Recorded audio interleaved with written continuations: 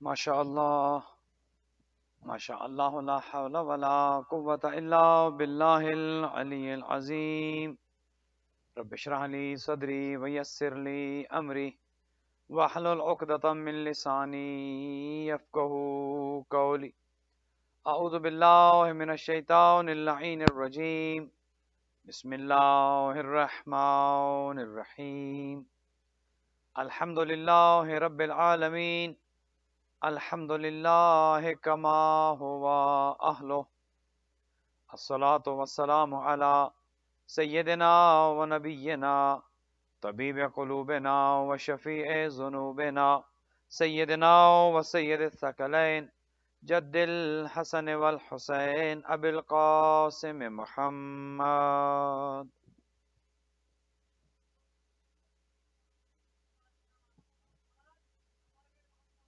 والصلاة والسلام على أهل بيته الطيبين الطاهرين المعصومين الغر الميامين المنتجبين المكرمين الذين أذهب الله عنهم الرجس وطهرهم تطهيرا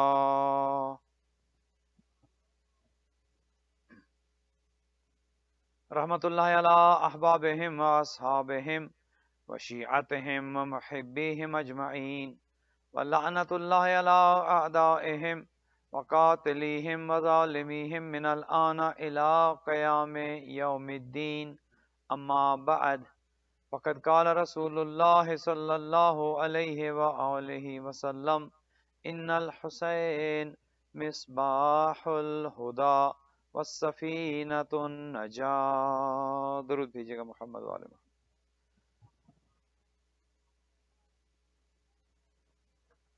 مومنین مومنات، خداوند متعال سے دعا ہے بحق محمد و اہل بیت محمد آپ تمام مومنین مومنات جو اس وقت آج کی 7 محرم کی مجلس کو لائیو دیکھ سن رہے ہیں زوم پر یا خاتون جنت سینٹر میں موجود ہیں، خدا آپ سب کی عظیم عبادت کو شرف قبولیت عطا فرمائے.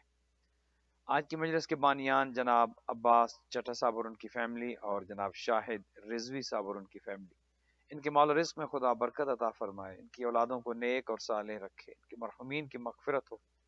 خداوند متعال ہر طرح کی بیماری، پریشانی، مصیبت، آفات و بلیات ارضی و سماوی سے محفوظ و معمون رکھے. جو بیمار ہیں انہیں شفا ہو، جو مقروض ہیں ان کے قرض ادا ہو، جو تنگ دست ہیں خدا انہیں رزق حلال نصیب فرمائے. دنیا کے جس جس کونے میں فرش عذاب بچھی ہے خدا عزاداران سید الشہداء کی حفاظت فرمائے اور عزاداری اور عزاداروں کے دشمنوں کو نیست و نابود فرمائے. ہمارے والی و سرپرست امام زمان اجل اللہ تعالی فرج الشریف کے ظہور میں تعجیل ہو. خدا ہمیں اور ہماری اولادوں کو امام کے اعوان و انصار میں قرار دے. اپنی ان تمام دعاؤں کی قبولیت کے لیے بلند تر صلوات.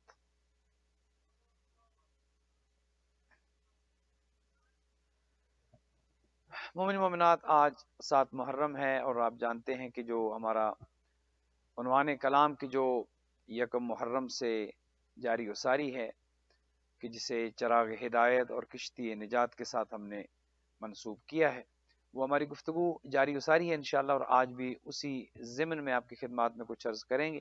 لیکن اس سے پہلے 1-2 منٹ ذرا کچھ آپ کی خدمات میں گزارشات پیش کر رہے ہیں. ابھی چودھری صاحب اعلان بھی فرما رہے تھے، انشاءاللہ جو اعمال عاشورہ ہیں وہ بھی بجا لائے جائیں گے لائیو انشاءاللہ. اس کے لیے بھی آپ بر وقت سینٹر میں تشریف لائیں یا جس طرح بھی انتظامیہ انتظامات کرے گی زوم پر یا جتنے افراد کا بھی انتظام ہوگا، اور اس کے بعد انشاءاللہ مجلس وغیرہ کا سلسلہ بھی. یہ تمام پروگرامز جو آپ کی خدمات میں لائیو ہو رہے ہیں، یہ تمام جو انتظامات آپ کی خدمت میں خاتون جنت سینٹر پیش کر رہا ہے، اس میں یقیناً آپ کے تعاون کی بھی ضرورت ہے. ادارے خود سے نہیں چلتے، افراد چلاتے ہیں، قومیں چلاتی ہیں، کمیونٹیز چلاتی ہیں، ممبران چلاتے ہیں. چونکہ یہ کسی کا ذاتی تو ہے نہیں، قوم کا ہے، ملت کا ہے، آئندہ آنے والی نسلوں کے لیے ہے.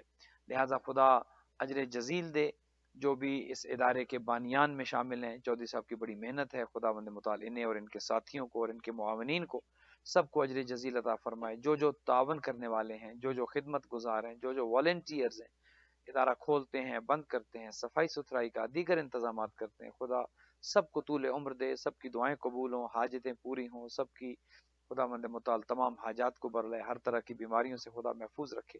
مومنین کا بھی حق بنتا ہے کہ نیک کاموں میں بڑھ چڑھ کر حصہ لیں، چونکہ خود قرآن حکیم اس طرف متوجہ کرتا ہے کہ تعاونوا علی البر والتقوی ولا تعاونوا علی الاثم والعدوان، کہ جب بھی نیکی کا کام ہو رہا ہو بڑھ چڑھ کر حصہ لیا کرو، تعاون کیا کرو، اور اگر گناہ کا کام ہو تو اس میں تعاون نہ کیا کرو۔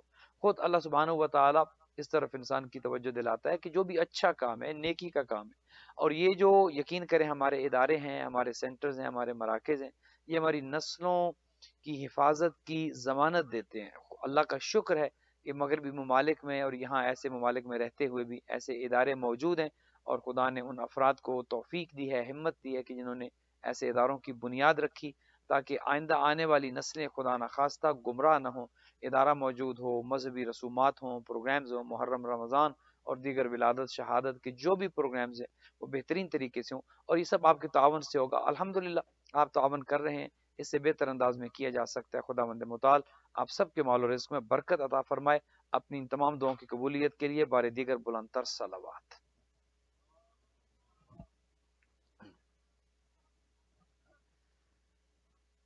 مومنین، جیسا کہ پہلے بھی عرض کیا کہ آج 7 محرم ہے اور 8 کی رات ہے، کل 8 کا دن اور 9 کی رات ہوگی، تو تقریباً ہمارے پاس 2 دن ہیں اپنے اس موضوع کو وائنڈ اپ کرنے کے لیے۔ آج کا دن ہے اور پھر کل کا دن ہے۔ شب عاشور کی مجلس آپ جانتے ہیں کہ ذرا مختلف ہوتی ہے، لہٰذا ہم چاہیں گے کہ اپنے اس موضوع کو کسی نتیجے تک لے کے جائیں، اور یہ جو مسلسل تقریباً 10 دن ہماری گفتگو رہی ہے حسین اور حسینیت کو سمجھنے کے لیے، ہم کسی نتیجے پہ پہنچیں کہ ہم نے اس میں سے سیکھا کیا ہے، اور جو کچھ ہم نے سیکھا ہے اس کو ہم اپنی پریکٹیکل زندگی پر کس طرح لاگو کریں گے۔ چونکہ اس علم کا یقین کریں کوئی فائدہ نہیں کہ جو علم انسان کی شخصیت میں نظر نہ آئے، اس معلومات کا کوئی فائدہ نہیں کہ جو انسان پریکٹیکلی اپنے اوپر امپلیمنٹ نہ کرے۔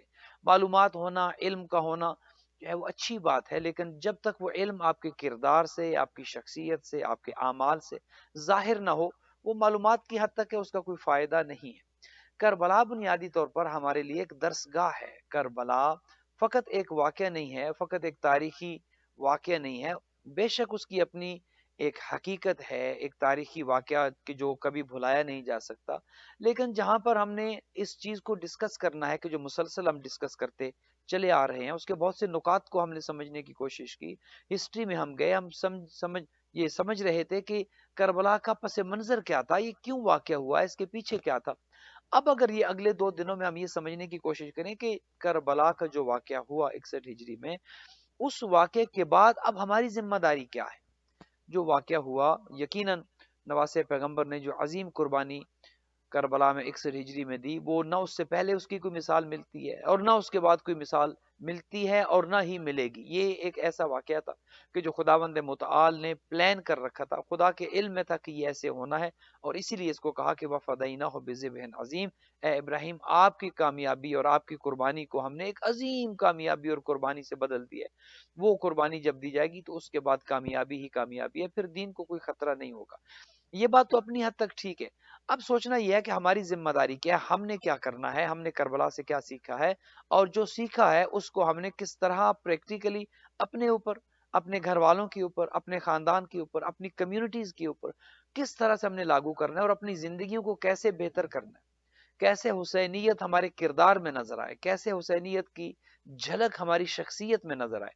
چونکہ اگر فقط زبان کی حد تک ذکر ہے، ثواب کی حد تک تو ٹھیک ہے، لیکن اسے تبدیلی نہیں آئے گی۔ تبدیلی تب آئے گی جب وہی حسینیت ہمارے کردار سے نظر آئے، اور دیکھنے والا کہے کہ نہیں اس کا تعلق واقعی کربلا کے ساتھ ہے، اس کا تعلق حسینیت کے ساتھ ہے، یہ حسین بن علی کا غلام ہے، اور حسین کے غلام ایسے ہی ہونے چاہیے۔ اگر ایک بچی ہے، ایک بہن ہے، اسے دیکھ کر کہا جا سکے کہ ہاں واقعی اس کا تعلق کربلا کے ساتھ ہے، یہ زینب سلام اللہ علیہا کی کنیز ہے۔ ایک مرد، ایک نوجوان کو اگر دیکھا جائے تو یہ کہا جا سکے کہ ہاں یہ شہزادی علی اکبر کا غلام ہے، اس میں وہ کربلائی جھلک نظر آتی ہے، اہل بیت کی محبت نظر آتی ہے۔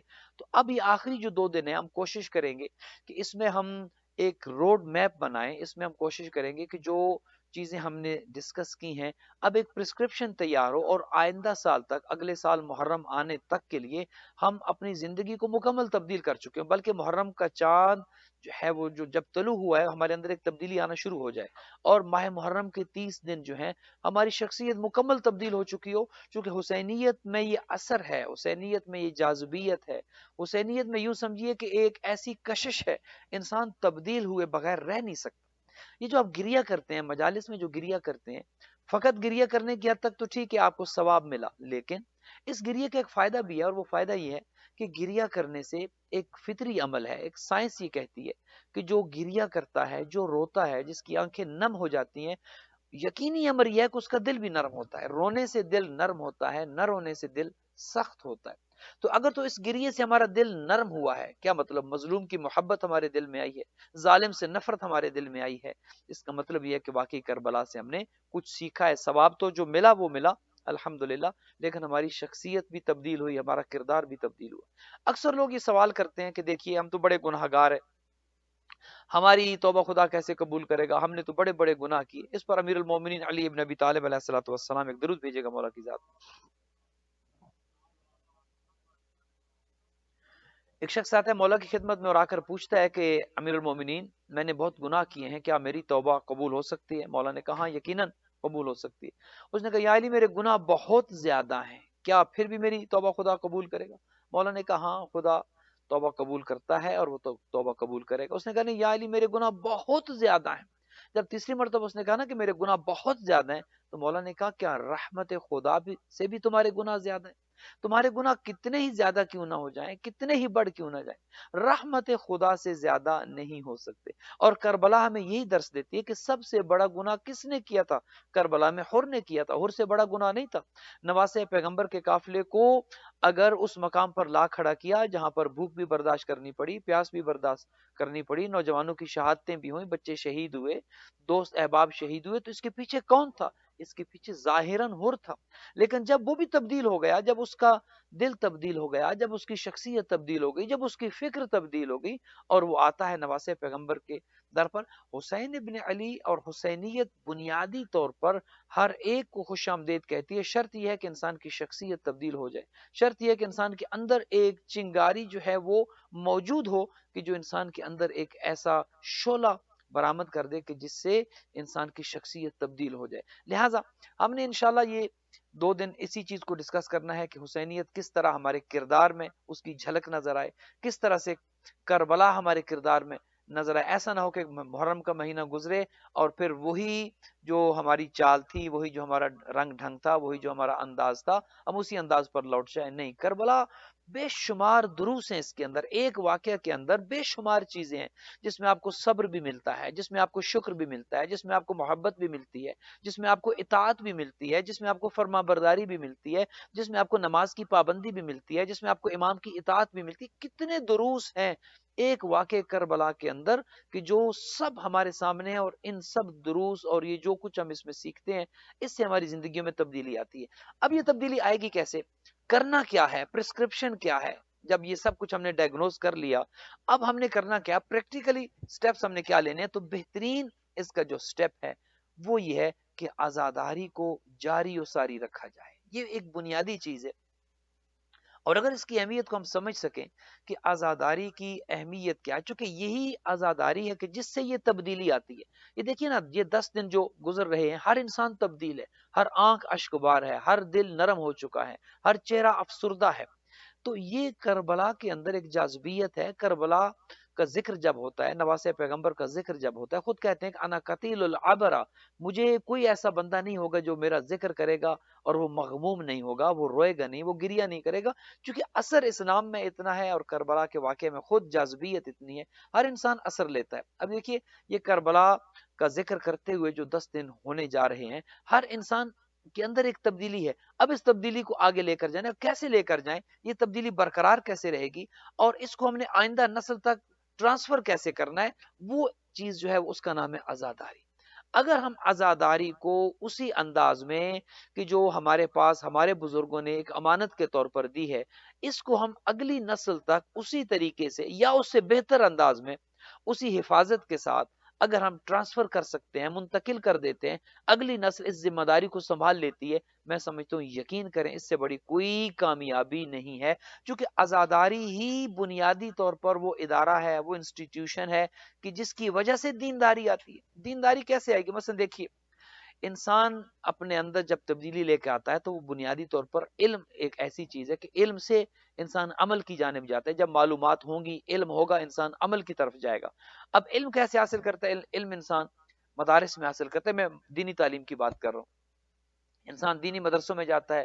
اب یہاں کا جو ماحول ہے، یہاں تو وہ ماحول ہے نہیں کہ بچوں کو ہم دینی مدارس بھیج سکیں، وقت ہی نہیں ہے، اور ظاہر ہے اس طرح کا ایک ماحول نہیں ہے۔ بچے اپنے اپنے اس میں پڑھائیوں میں اور اپنے اپنے سلسلے میں جو ہے وہ لگے ہیں۔ لیکن کیا فقط یہ جو سلسلہ چل رہا ہے، کیا فقط وہ سلسلہ ہی رہنا چاہیے، یا ہم نے اپنے بچوں کو دین کی تعلیم بھی دینی ہے؟ اب دین کی تعلیم کے لیے ہم انہیں نہ تو دینی مدارس میں بھیج سکتے ہیں، نہ ہم انہیں حوضہ جات میں بھیج سکتے ہیں۔ ظاہر جس ماحول میں ہم رہتے ہیں، اسی ماحول میں اب جو سنڈے سکول جو ادارے چلا رہے ہیں، اب ظاہر ہے ہر سنڈے سکول میں آج کل تو ویسے ہی بند ہے، جو ہے وہ پک اینڈ ڈراپ کا مسئلہ ہے، دیگر مسئلے ہم لے کر نہ لا سکتے ہیں، نہ ہم انہیں چھوڑنے جا سکتے ہیں۔ بے شمار مسائل ہیں، اور آپ مجھ سے بہتر سمجھتے ہیں کہ پریکٹیکلی کیا مسائل رہ سہ کہ ہمارے پاس ایک چیز بچتی ہے جو ہماری عزاداری ہے، جہاں سے ہم سیکھتے ہیں، جہاں سے علم کی باتیں بھی ہوتی ہیں، جہاں پر عمل کی باتیں بھی ہوتی ہیں، جہاں پر فضائل بھی ہوتا ہے، مصائب بھی ہوتا ہے، اہل بیت کی سیرت بھی بیان ہوتی ہے، اہل بیت کا کردار بھی بیان ہوتا ہے، اہل بیت کے فضائل بھی بیان ہوتے ہیں، اور اہل بیت کا غم بھی بیان ہوتا ہے۔ ہمارا بہترین ادارہ ہماری عزاداری ہے۔ اگر ہم اس عزاداری کو اپنی آئندہ نسلوں تک اسی صورت میں اور اس سے بہتر صورت میں منتقل کر لیتے ہیں، میں سمجھتا ہوں کہ یہ سب سے بڑی کامیابی ہوگی، چونکہ یہ عزاداری ضمانت دیتی ہے کہ ہماری نسلیں کبھی گمراہ نہیں ہوں گی۔ جو عزادار بن جائیں گی، جب عزادار بن جائیں گی تو خود سے وہ دیندار بن جائیں گی، چونکہ عزاداری میں ہی دین ملتا ہے۔ اور خدا کرے کہ ہم ایسے افراد کو بھی ممبر پر لائیں کہ جو واقعی عزادار بھی ہوں، دیندار بھی ہوں، عزاداری بھی پھیلائیں اور دینداری بھی پھیلائیں۔ آج ایک اور بدقسمتی یہ ہے کہ ہمارا ہی ممبر بعض ایسے افراد کے ہاتھ میں جا چکا ہے کہ جہاں پر بجائے اس کے کہ عزاداری کی خدمت ہو، لوگوں کو دیندار بنایا جائے، کسی اور نہج پر ہم جا رہے ہیں۔ میں زیادہ اس پر بات نہیں کروں گا، یہ ایک المیہ ہے، اور یہ بھی سوچنا ہے، بانیان نے سوچنا ہے، ذمہ داران جو ہیں انہوں نے سوچنا ہے کہ کون سے افراد ہیں کہ جو آج با اثر ہو چکے ہیں، جن کی بات سنی جا رہی ہے، اور ان کی بات سے بجائے اس کے کہ فائدہ ہو، نقصان ہو رہا ہے۔ اصل میں تو چیزیں حسینیت تو محبت کا پیغام ہے، پیار کا پیغام ہے۔ حسینیت تو لوگوں کو اپنی طرف بلانے کا نام ہے، اور یہی چیز عزاداری ہے۔ اگر ہم عزاداری کی اہمیت کو سمجھ سکے، یقین جانے عزاداری کی اہمیت اتنی، ایک عزادار کا مقام کیا ہے؟ آگے حسین بروجردی بہت بڑے آیت اللہ گزرے ہیں، بہت بڑے مرجع اعظم تھے، ان کی آنکھوں کا نور جاتا رہا، ان کی آنکھوں کی بینائی جاتی رہی۔ اب ایک عزادار کا مقام سمجھیے کہ ایک عزادار کو اللہ نے کتنا شرف دیا ہے، کتنی عظمت دی ہے۔ عاشورہ کے دن وہ اپنے حجرے میں تشریف فرما تھے کہ گلی میں سے ایک جلوس گزر رہا تھا کہ جو ماتمی جلوس تھا۔ انہوں نے پوچھا کہ یہ کون جا رہے ہیں؟ انہوں نے کہا ماتمی جلوس ہے اور گزر رہے ہیں۔ تو انہوں نے اپنے ایک ساتھی سے کہا کہ جاؤ، جہاں سے ایک ماتمی اپنا قدم اٹھاتا ہے وہاں جو نیچے مٹی ہوگی وہ لے کر آؤ۔ اللہ اکبر! حسین بروجردی بہت بڑے مرجع اعظم، بہت بڑے مجتہد، وہ جب مٹی وہ منگواتے ہیں ایک ماتمی کے قدم کے نیچے کی مٹی، اور اسے اپنی ان آنکھوں میں لگاتے ہیں جن آنکھوں سے نور ختم ہو چکا تھا، نظر نہیں آتا تھا۔ ایک ماتمی کے قدم کے نیچے کی مٹی کا اثر یہ تھا کہ جو ہی آنکھوں میں وہ مٹی ڈالی، آنکھیں روشن ہو گئیں، اور جو آنکھیں نہیں دیکھ سکتی تھی وہ الحمدللہ دیکھنا شروع کر دی۔ انہوں نے ایک درود بھیجے گا محمد و آل محمد۔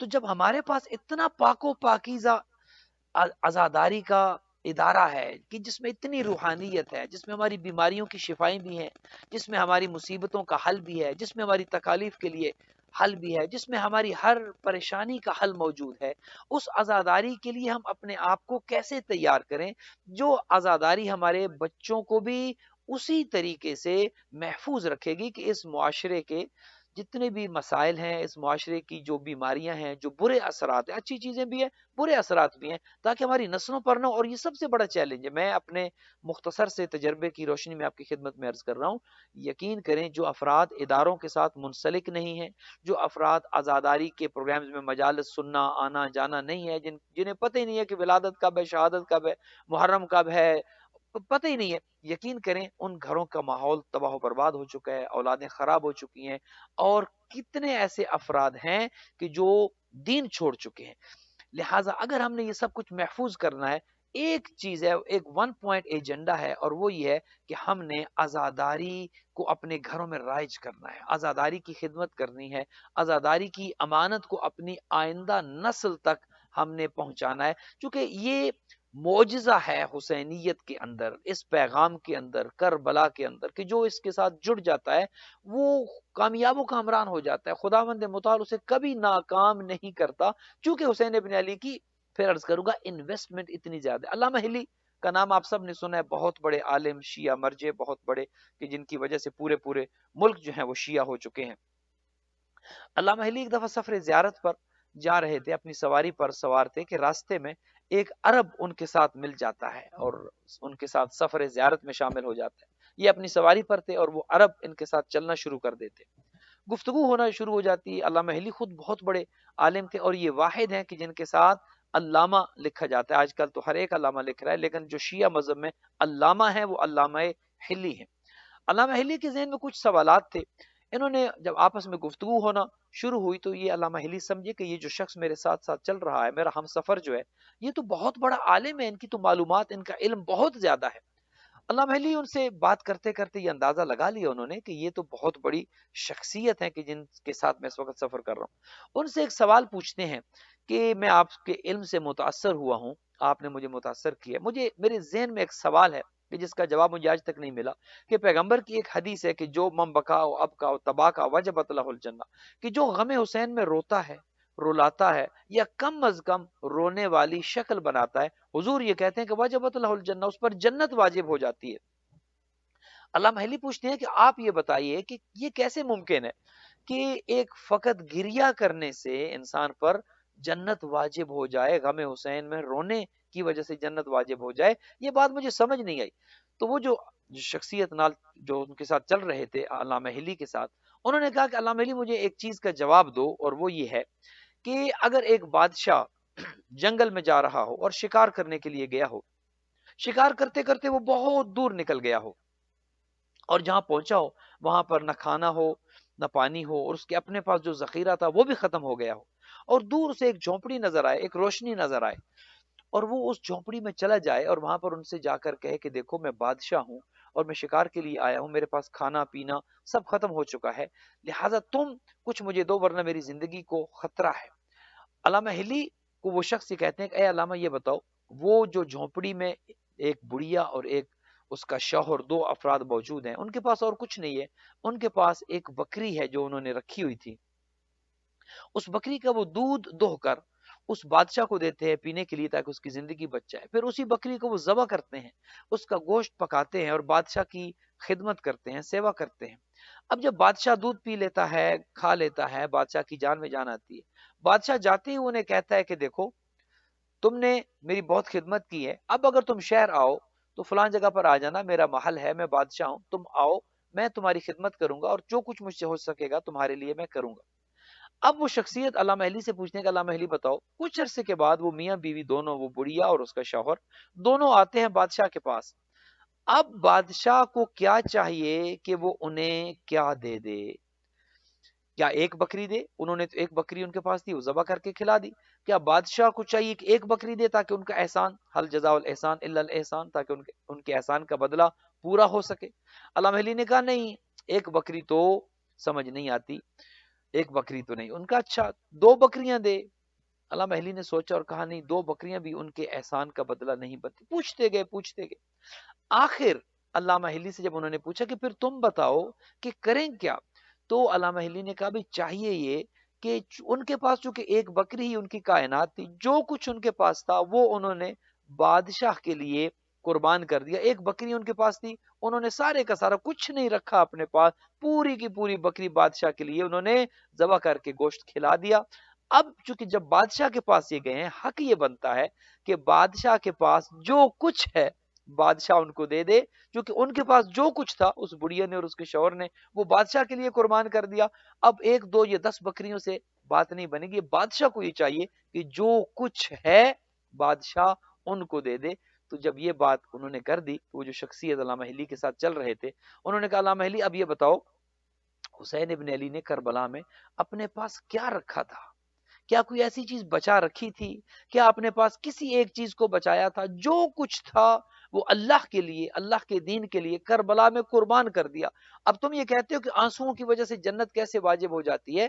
تو وہ شخصیت بولے علامہ ہلی سے، انہوں نے کہا کہ اب حق یہ بنتا ہے حسین ابن علی کی قربانی کی وجہ سے کہ اب جو اللہ کے پاس ہے، اللہ سبحانہ و تعالیٰ کی جتنی نعمتیں ہیں وہ اللہ سبحانہ و تعالیٰ نواسے پیغمبر کو دے دے، اور ان الحسن والحسین سید شباب اہل الجنہ، وہی نعمتیں تو ہیں کہ انہیں جوانان جنت کا سردار بنا دیا گیا۔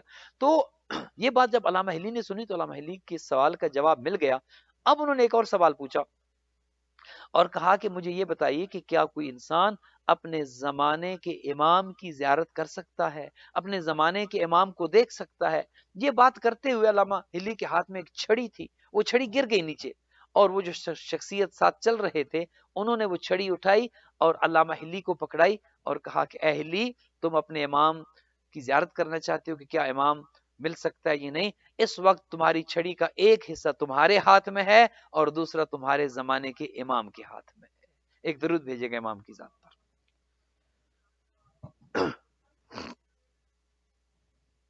اب آپ نے دیکھا عزاداری کی برکت کتنی ہے، فقط رونا، لیکن ایک بات ذہن میں رہے کہ وہ رونا معرفت کے ساتھ ہے، وہ رونا نواسے پیغمبر کی عظیم قربانی کو سمجھ کے رونا ہے، وہ کربلا کی معرفت کے ساتھ۔ اور جب انسان معرفت کے ساتھ روتا ہے تو جنت تو پھر چھوٹی چیز ہو جاتی ہے، جنت کیا ساری نعمتیں خدا اس پر، چونکہ نام حسین پر اللہ سبحانہ و تعالی نے جو بھی اس نام کے ساتھ جڑ جاتا ہے پھر اس کے لیے کامیابی ہی کامیابی ہے، پھر وہ کبھی نہ اس دنیا میں اور نہ اس دنیا میں وہ انسان ناکام و نامراد ہوگا۔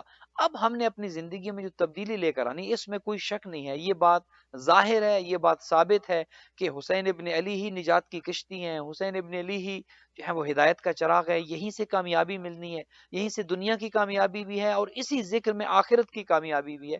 اب اس ذکر کو اپنی زندگی کا حصہ کیسے بنائیں؟ اب اس ذکر کو اپنا اوڑھنا بچھونا کیسے بنائیں؟ اب اس ذکر سے ہم استفادہ کیسے کریں؟ یہ آپ کی خدمت میں عرض کرتا ہوں۔ اس سے پہلے آپ ایک دفعہ درود بھیجیے گا محمد و آل محمد علیہ وسلم۔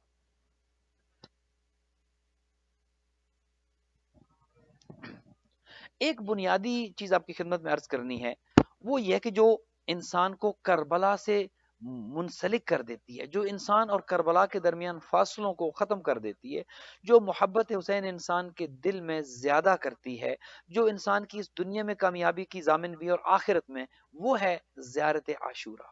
عملی چیزیں، باتوں کی حد تک بہت چیزیں ہیں، لیکن جب تک وہ بات، وہ علم عمل کی صورت اختیار نہیں کرے گا، یقین کریں تبدیلی نہیں آئے گی۔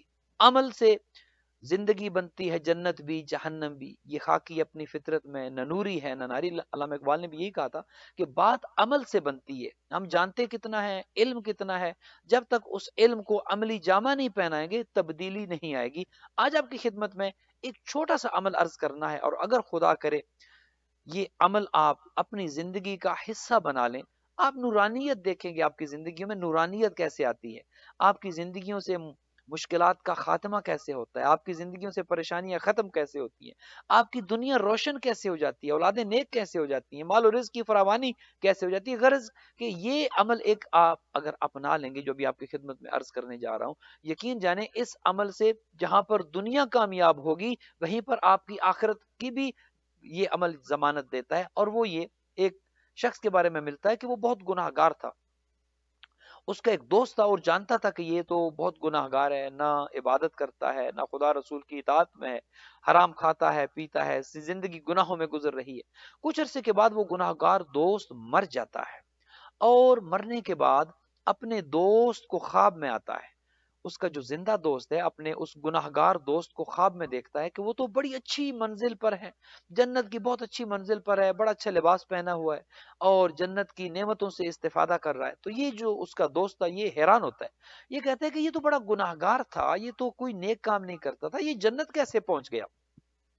وہ عالم خواب میں اس سے پوچھتا ہے کہ اے عبد خدا تم یہ بتاؤ کہ تم جنت کیسے پہنچ گئے؟ تم تو بہت گناہگار تھے، تم ساری زندگی میرے ساتھ رہے ہو، میں تمہیں جانتا تھا، تم نے کوئی عمل اچھا نہیں کیا کہ جس کی وجہ سے تم جنت میں جاؤ، تو بتاؤ کہ تم جنت میں پہنچے کیسے؟ اب وہ شخص کہتا ہے کہ ہاں تمہاری بات بالکل صحیح ہے، میرے اعمال اچھے نہیں تھے، میں انتہائی گناہگار تھا، لیکن ایک عجیب واقعہ کل ہمارے قبرستان میں ہوا کہ جس کے بعد اللہ سبحانہ و تعالی نے اس قبرستان کے افراد کو بخش دیا۔ اس نے کہا بتاؤ وہ واقعہ کیا ہے؟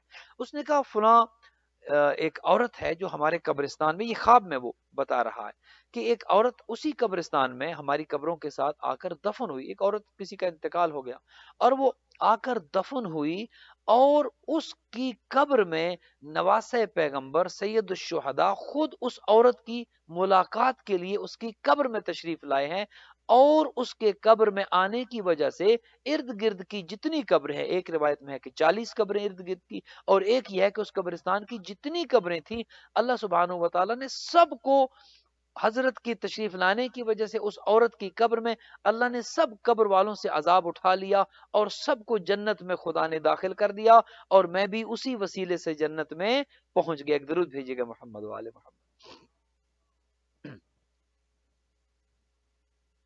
یہ شخص اٹھتا ہے، بیدار ہوتا ہے، صبح دیکھتا ہے، اب اس کا تجسس بڑھ گیا، اس نے کہا کہ وہ عورت کون ہے اور وہ کرتی کیا تھی، اس کا عمل کیا تھا کہ جس کی قبر میں حسین ابن علی آتے ہیں، جس کی زیارت کے لیے آقا کریم آتے ہیں۔ ہماری زندگی جو ساری زندگی ہماری یہ حسرت رہتی ہے کہ کب ہم اپنے امام کی زیارت کریں، کبھی ہم زیارت کے لیے کربلا جائیں، وہاں جائیں، سلام عقیدت پیش کریں، سلام کریں، ہماری حسرت ہوتی ہے۔ اور اس بندے کا مقام کیا ہوگا کہ جس کی زیارت کے لیے خود نواسے پیغمبر تشریف لائیں۔ دیکھیے کتنا بڑا مقام ہے، ہماری یہ حسرت رہتی ہے کہ ہم جائیں، ہم جا کر سلام کریں، ہم جا کر زیارت کریں، اور ہماری خوش نصیبی کتنی ہوگی جب ہم کربلا جا کر اپنے امام کی زیارت کریں گے۔ اب یہ اس عورت کا دیکھیے کہ اس عورت کا مقام و مرتبہ کتنا ہے کہ جس کی زیارت کے لیے خود نواسے پیغمبر آتے ہیں۔ اب اس شخص کے ذہن میں تجسس آتا ہے اور یہ سوچتا ہے کہ اس عورت کا عمل کیا تھا۔ یہ ڈھونڈتے ڈھونڈتے ڈھونڈتے کہ وہ عورت کون تھی، پتہ کرتا ہے کہ کل کس کا انتقال ہوا ہے، پتہ چلتا ہے کہ فلاں بازار میں ایک دکاندار ہے، اس کی بیوی تھی کہ جس کا انتقال ہو گیا۔ وہ اس دکاندار کے پاس جاتا ہے اور اسے کہتا ہے کہ تمہاری زوجہ کا کل انتقال ہوا ہے؟ وہ کہتے ہیں ہاں۔ اب یہ اسے پوچھتا ہے کہ بتاؤ تمہاری زوجہ کیا کرتی تھی، کون سا اس کا خاص عمل تھا کہ جو وہ کرتی تھی؟ اس نے پورا واقعہ اسے بتایا کہ اس طرح تمہاری بیوی کی قبر میں نواسے پیغمبر آئے ہیں اس کی شفاعت کے لیے، اور نہ فقط وہ بلکہ ارد گرد کی سب جتنی قبریں تھیں سب مردوں کو خدا نے بخش دیا تمہاری بیوی کے توسل کی وجہ سے، چونکہ اس کا مقام اتنا تھا کہ نواسے پیغمبر اس کی قبر میں زیارت کے لیے آئے۔ اب جب یہ بات ہوئی تو اس نے کہا بھی وہ کوئی خاص عمل تو نہیں کرتی تھی کہ جو میں جانتا ہوں۔ اس نے کہا اچھا کبھی کربلا زیارت پر گئی؟ اس نے کہا زیارت پر تو کبھی نہیں جا سکی، وسائل ہی نہیں تھے، وہ کربلا زیارت پر کبھی نہیں۔ اس نے کہا اچھا بتاؤ تو وہ کرتی کیا تھی، کیا گھر میں مجلس بہت کرتی تھی؟ اس نے کہا نہیں، مجلس بھی اپنے گھر میں نہیں کرتی تھی۔ کرتی کیا تھی؟ اس نے کہا ایک عمل اس کا مجھے پتا ہے، وہ یہ کرتی تھی کہ وہ کبھی اپنے مکان کی چھت پر جا کر، کبھی اپنے صحن میں آ کر کربلا کی جانب منہ کر کے زیارت عاشورہ باقاعدگی سے پڑھتی تھی، السلام علیکہ یا ابا عبداللہ الحسین۔ وہ ایک عقیدت کے ساتھ، محبت کے ساتھ، خلوص کے ساتھ کربلا کی جانب منہ کر کے نواسے پیغمبر کو سلام کہتی تھی، اور یہ کہتی تھی کہ آقا میں جانتی ہوں کہ اس دنیا میں اور آخرت میں میری کامیابی کی ضمانت آپ ہی ہے، کشتی نجات آپ ہی ہیں، بچانا آپ نہیں ہے۔ مولا میں آپ کی محب ہوں، میں آپ سے محبت کرتی ہوں، میں آپ کی چاہنے والی ہوں، میں آپ کی نام لیوا ہوں۔ مولا زندگی جب تک ہے میں آپ کا نام لیتی رہوں گی، جب اس دنیا سے میں اٹھوں تو آپ کی مدد کی محتاج رہوں گی۔ تو یہ اس کی زیارت کا اس شخص نے کہا کہ پھر مولا نے اس کو اجر یہ دیا کہ اس کی زیارت یہ کرتی تھی دنیا میں، اور مولا اس کو ملنے کے لیے اس کی زندگی کے بعد قبر میں تشریف لاتے ہیں۔ زیارت عاشورہ ایسا عمل ہے کہ جو ایک تو ہمیں حسینیت کے قریب کرتی ہے، اس کے اندر لیکن شرط یہ ہے اس کو روحانیت کے ساتھ پڑھا جائے۔ زیارت عاشورہ کہ کم از کم آپ جو ہے عربی کے ساتھ ساتھ اس کا ترجمہ بھی پڑھیں، سمجھیں بھی صحیح۔ زیارت عاشورہ کے اندر ہی تولا بھی ہے، زیارت عاشورہ کے اندر ہی تبرہ بھی ہے، جو ہمارے دین کے دو بنیادی جزو ہیں کہ تولا اور تبرہ، بہم اتولا ومن اعدائہم اتبرہ، ان کے دوستوں کے ساتھ، ان کے محبوں کے ساتھ اور خود اہل بیت अलैहिस्सलातु वस्सलाम के साथ हम मोहब्बत करते हैं, वमिन आदाइहिम अतबर्रा, और जो इनके दुश्मन हैं उनसे हम इजहार बराअत करते हैं। इसके अंदर यकीन करें रूहानियत भी है, तवल्ला और तबर्रा भी है, और इसी में तबलीग भी है। हम तो ये कहते हैं ना कि तवल्ला और तबर्रा बस फकत नारों की हद तक है, लानत कर देना तबर्रा है और नारा लगा देना तवल्ला है। लेकिन वो जो लानत हम करते हैं, उस लानत के अंदर एक तबलीग भी है, उस लानत के अंदर एक दर्स भी है, एक सबक भी है कि जिन पर हम लानत करते हैं कहीं ऐसा तो नहीं कि उनके आमाल की कोई एक झलक हमारी शख्सियत में भी नजर आती है। कहीं ऐसा तो नहीं कि जो काम, जो जुल्म वो करते थे, जो ज्यादतियां उन्होंने की हैं, झूठ बोलना, हराम खाना, कुरान न पढ़ना, दीन को बदल देना, जुल्म ज्यादती करना, आप इन मजालिम का नाम लेते जाएं, वो कौन सा जुल्म था जो यजीदी फौज में नहीं था? इसीलिए तो हम उन पर तबर्रा करते हैं। यही तो वजह है कि हम यजीद के मानने वालों और फिक्र यजीद रखने वालों पर हम तबर्रा करते हैं। और नौबत यहां तक पहुंची है, आज मुझे कैलिफोर्निया से हमारे एक दोस्त हैं, उन्होंने एक क्लिप भेजा है। ये जाहिरन मैंने वो थोड़ा सा देखा, मैं तो देख नहीं सका उसे। जाहिरन लगता ही है कि ये सिंध की किसी जगह का ये क्लिप है कि जहां पर माज़अल्लाह सुम्मा माज़अल्लाह पहले इमाम पर, हमारे शियों के पहले इमाम पर और अहले सुन्नत के चौथे खलीफा अली इब्न अबी तालिब पर अलल ऐलान नाम लेकर गालियां दी जा रही हैं और उसकी वीडियो बनाई जा रही है। आप देख चुके होंगे, मेरे पास वह अगर किसी को चाहिए तो मैं भिजवा दूंगा, वैसे इसको शेयर ना ही किया जाए तो बेहतर है। नाम लेकर, एक जमाना तो वो था कि जो यजीद का बाप गालियां दिलवाता था, जुमा के खुतबा में जो है वो गालियां दी जाती हैं, सब वो शत्म होता था। 70,000 मिंबरों पर 70 साल तक अली इब्न अबी तालिब पर तबर्रा होता रहा, अली इब्न अबी तालिब को गालियां दी जाती नहीं। आज वक्त वही आ चुका है, आज यजीदियत फिर सर उठा रही है, आज यजीदी फिक्र रखने वाले फिर मैदान अमल में आ रहे हैं। हमने मुकाबला कैसे करना है? क्या घरों में बैठ जाना है? क्या खामोश बैठ जाना है? क्या कुछ नहीं करना है?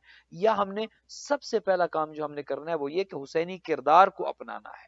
क्योंकि यजीदियत तो हर दौर में रहेगी, हर दौर में यजीद और यजीद की फिक्र रखने वाले, आपकी खिदमत में मैं अर्ज कर चुका हूं, काबिल से लेकर आज के जमाने तक चेहरे बदलते रहे, नाम बदलते रहे, किरदार वही रहा है। यजीदियत का किरदार हर जमाने में मौजूद रहा है। नाम किसी जमाने में उसे फिरौन कहा गया, किसी जमाने में शद्दाद कहा गया, किसी जमाने में नमरूद कहा गया, किसी जमाने में हज्जाज इब्न यूसुफ कहा गया, किसी जमाने में मुतवक्किल कहा गया। नाम बदलते रहे, शक्लें बदलती नहीं, लेकिन किरदार वही रहा। और आज भी वो यजीदी किरदार मौजूद है, आज भी अहले बैत के दुश्मन मौजूद हैं, आज भी माअज़ल्लाह वही फिक्र रखने वाले मौजूद हैं। हमारी जिम्मेदारी क्या है? हमने क्या करना है?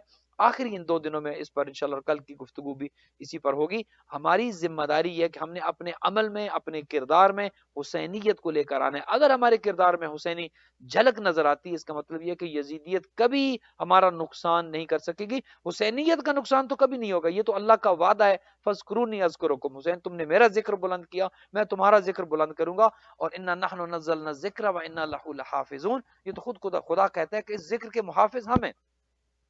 ये जिक्र वो कुरान नातिक हो या वो कुरान सामित हो, अल्लाह कहता है कि वो नाजिल हमने किया है, नाजिल करने वाले हम हैं और उसकी हिफाजत करने वाले भी हम हैं। हुसैन को कोई खतरा नहीं, हुसैनियत को कोई खतरा नहीं, पैगाम करबला को कोई खतरा नहीं। ये तो अल्लाह का वादा है, अल्लाह ने इसे बाकी रखना है।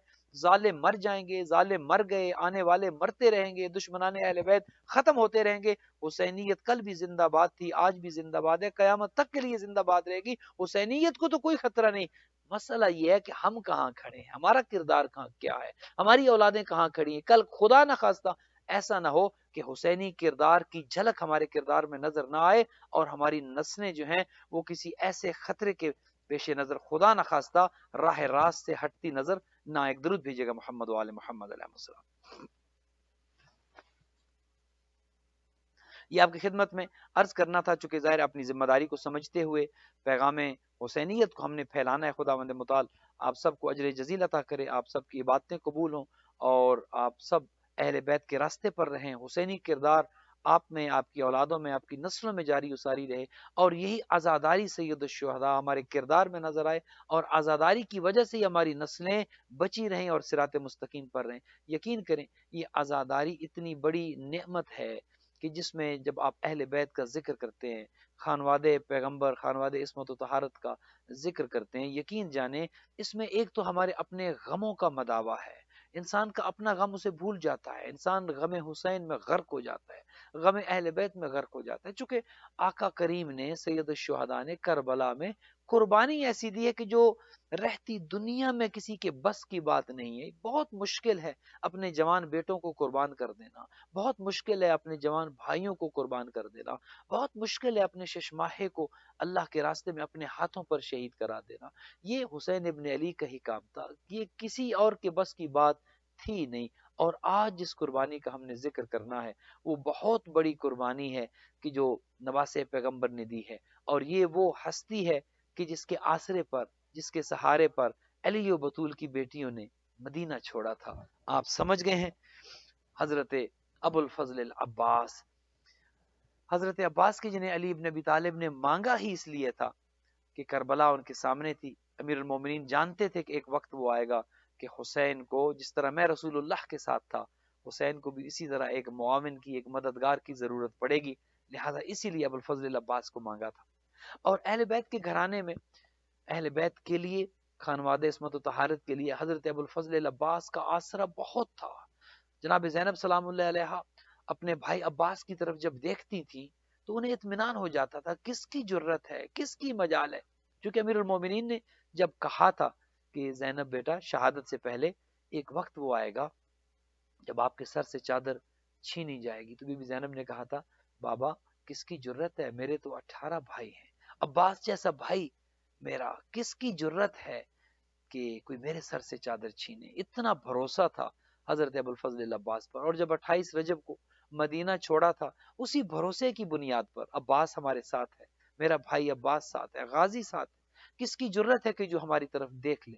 اور جب کربلا میں 2 محرم کو پہنچے، وہی بھروسہ تھا، عباس ہمارے ساتھ ہے، کس کی جرت ہے کہ جو پانی بند کرے، کس کی جرت ہے ہمارے جوانوں کی طرف دیکھے، کس کی جرت ہے ہمارے خیموں کی طرف دیکھے۔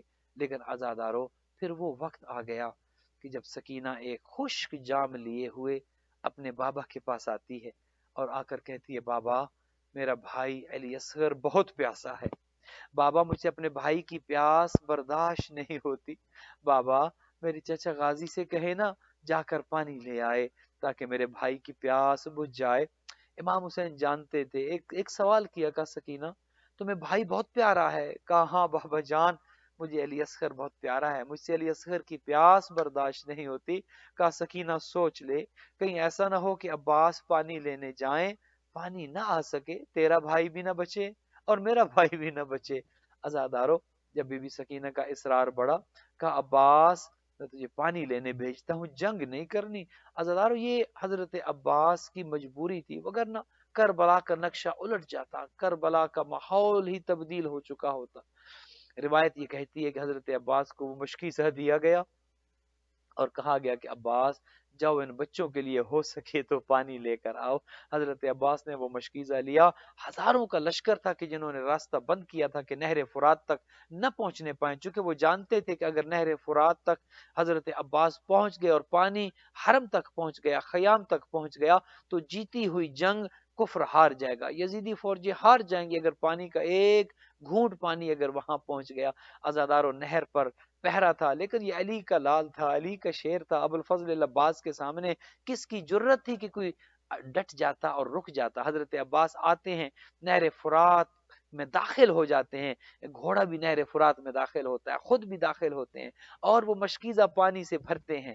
یہاں پر شاعر نے کیا خوب کہا کہ نہر سے مشک بھر چکا، جگر میں ایک آس ہے، اٹھایا پانی پینے کو نہیں غلط قیاس ہے۔ وہ ایک چلو میں پانی لیا تھا نا حضرت عباس نے، لیکن واپس دریا میں ڈال دیا تھا۔ دیکھیے وفا کا عالم، دیکھے حضرت ابو الفضل العباس کا کہ نہر سے مشک بھر چکا، جگر میں ایک آس ہے، عباس کی نگاہ میں صغیر کی پیاس ہے، اٹھایا پانی پینے کو نہیں غلط قیاس ہے، دکھا رہا ہے فوج کو کیا اسی پہ قبضہ یزید ہے، ہم پی تو سکتے ہیں مگر وفا سے یہ بعید ہے۔ عزادارو، نہ گھوڑے نے پانی پیا، نہ حضرت ابو الفضل العباس نے پانی پیا، مشکیزہ بھرا، حضرت عباس نے اپنے کاندھے کے ساتھ لٹکایا۔ اب دل میں یہ خوشی ہے پانی پہنچ جائے گا، علی اصغر پانی پی لے گا، سکینہ پانی پی لے گی۔ عزاداروں گھوڑے کو ایڑ لگائی اور جلدی جلدی واپس آ رہے ہیں، جلدی پانی پہنچے، سکینہ کی پیاس بجھ جائے۔ عزاداروں ایک ظالم جو کھجور کے درخت کے پیچھے چھپ کے کھڑا تھا، اس نے ایسا وار کیا غازی کا دایاں بازو قلم ہوا۔ عزاداروں مولا عباس کی وفا دیکھیے، جو ہی دایاں بازو قلم ہوا، مشکیزہ اتارا، بائیں بازو پہ لٹکا لیا۔ عزاداروں ایک ظالم اور دوسرے درخت کے پیچھے تھا، اس نے بائیں بازو پہ وار کیا، بایاں بازو قلم ہوا۔ اب غازی کے دونوں بازو تو تھے نہیں، مشکیزے کو اپنے دانتوں میں لیا۔ عزاداروں اور گھوڑا تیزی سے دوڑا رہے ہیں کہ جلدی سے پانی گھرم میں پہنچ جائے، خیام میں پانی پہنچ جائے۔ ایک ظالم کے جو گھات لگائے بیٹھا تھا، اس نے ایسا تیر مارا۔ عزاداروں اب بازو تو تھے نہیں۔ میں آپ سے پوچھتا ہوں، جب آپ کی طرف کوئی چیز آتی ہو، آپ بچنے کے لیے فوراً اپنا ہاتھ اٹھاتے ہیں، آپ کی آنکھ میں کوئی چیز نہ آئے، آپ کے چہرے پہ کوئی چیز نہ آئے۔ اب غازی کے بازو تو قلم ہو چکے تھے۔ عزاداروں جب ادھر سے تیر آیا، تیر سیدھا مشکیزے میں لگا، مشکیزے میں تیر کا لگنا تھا، پانی بہہ گیا۔ عزاداروں یہ پانی نہیں تھا، گویا عباس کی آس بہہ گئی۔ اب عباس جائیں تو کدھر جائیں، اب پانی تو وہی تھا جو بہہ چکا تھا۔ اتنے میں ایک ظالم نے ایک گرز مارا جو پیشانی عباس پہ لگا۔ عزاداروں اس گرز کا لگنا تھا، غازی زین سے زمین پہ آئے، ایک سلام کیا، السلام علیکم یا ابا عبداللہ۔ عزاداروں ایک ذاکر نے یہ روایت پڑھی تھی، رات کو گھر جا کے سو گیا تھا، بی بی خواب میں آئی اور کہا اے ذاکر، تو نے میرے بیٹے کے مصائب کا حق ادا نہیں کیا۔ کہا بی بی کیا میں نے غلط پڑھا؟ کہا نہیں تم نے غلط تو نہیں پڑھا، لیکن تم نے یہ کہا کہ عباس زین سے زمین کربلا پہ آئے، تم نے یہ تو نہیں پڑھا کہ جب کوئی بلندی سے گرتا ہے اپنے ہاتھوں کا سہارا لیتا ہے، اپنے بازوؤں کا سہارا لیتا ہے۔ اور میرے غازی کے بازو تو شہید ہو چکے تھے، اور جب عباس زین سے زمین پہ آئے تو ہاتھوں کا سہارا تو نہ لے سکے، عباس سر کے بل زمین پہ آئے، اور کس طرح میرا غازی گرا ہوگا۔ اجرکم من اللہ، اجرکم من اللہ۔ ایک آواز دی، السلام علیکم یا ابا عبداللہ، اے علی اصغر کے بابا میرا سلام ہو۔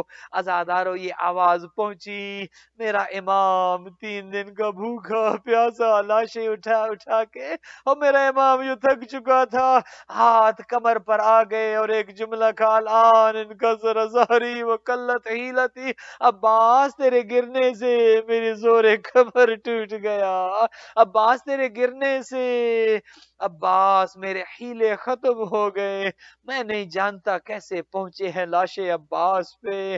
میرا امام اس مقام پہ آتا ہے جہاں پر حضرت عباس بازو کٹا کے زمین کربلا پہ عزاداروں پڑے ہیں۔ آقا کریم آئے، عباس کا سر اٹھایا، اپنے زانو پہ رکھا، کیا دیکھتے ہیں ایک آنکھ میں تیر لگا تھا، ایک آنکھ میں خون بھرا تھا۔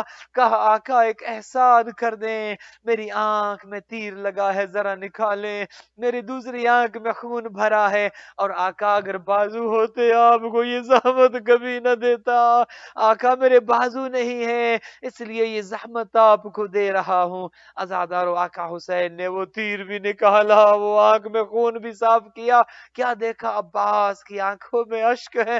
کہا عباس تو میرا جرنیل، تو میرا بہادر، تو میرا سپہ سالار، عباس تیری آنکھوں میں آنسو کیوں ہے؟ کہا آقا ایک بات رلاتی ہے، اور وہ بات یہ ہے جب علی اکبر زین سے گرے تھے آپ آئے تھے، علی اکبر کا سر اٹھایا آپ نے اپنے زانو پہ رکھا، قاسم نے بلایا آپ آئے، اور محمد کی لاشیں اٹھانے آپ آئے، ابھی غریب گرا ہے، آپ کا غلام گرا ہے، آپ نے میرا سر اٹھا کے اپنے زانو پہ رکھا۔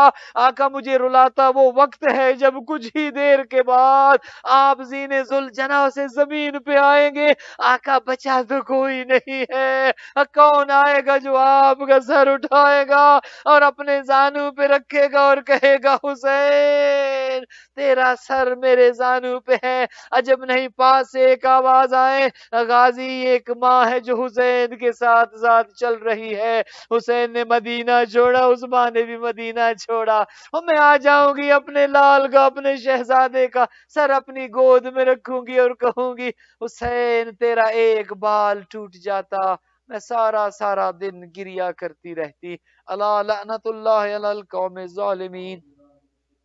وَسَيَعْلَمُ الَّذِينَ ظَلَمُوا أَيَّ مُنْقَلَبٍ يَنْقَلِبُونَ